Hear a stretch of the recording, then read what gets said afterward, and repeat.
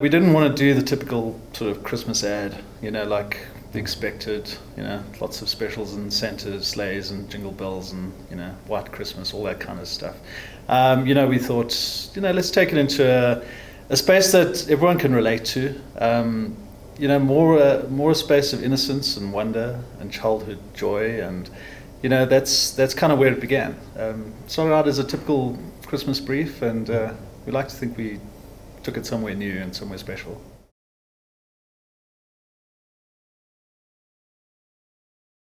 The first thing that they showed us was really beautiful mood board, and I think that's what captivated me apart from the story, because the mood board had this kind of magical reality feeling to it, and I think that was really where the beauty of the story lay, because there's a lot of kids confectionery commercials with animated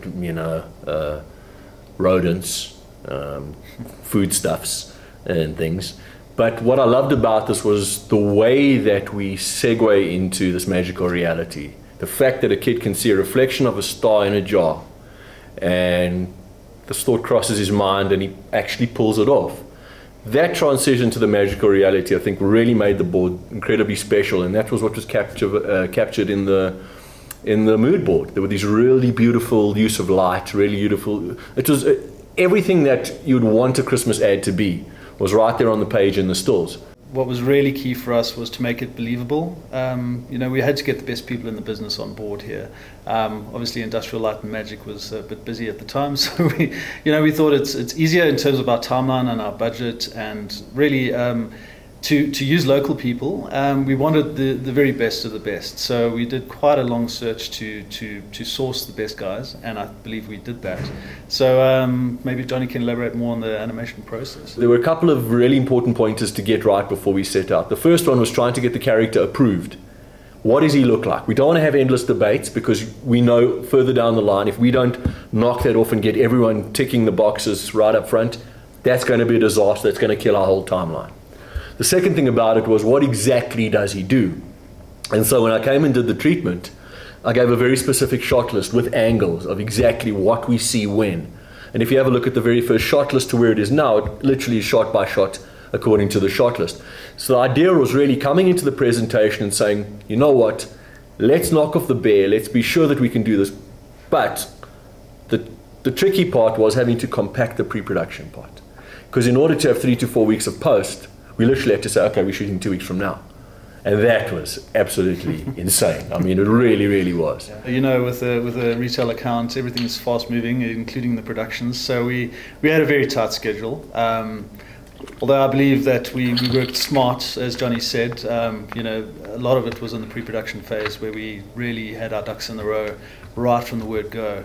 And it was actually a very, very painless process. Actually, one of the smoothest shoots I've ever been on. It was very good. Yeah. One of the things that I think was also important to it was, generally as a rule, I try to go shoot as much as I can in camera. I've had this debate a number of times. You sometimes go and you're pitching against obviously other directors. On a particular car commercial, for instance, I had to come back a second time to explain why I wasn't going to go CG, when the other two directors had said CG was the way to go. And buzzwords are thrown around like, oh, you have much more freedom with CG. But the thing is knowing exactly when to use CG and when to shoot stuff in camera. And we captured an enormous amount of stuff actually in camera.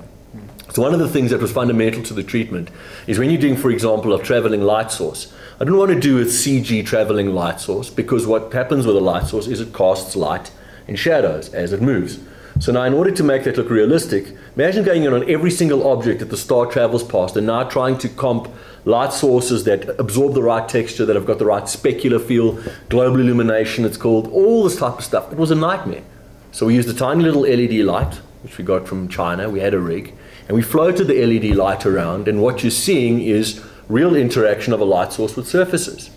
Same thing with stars and all of that stuff. By covering as much stuff in camera as we could, that was what enabled us to really compact the post-production process and devote the time and the energy to really nailing the animation.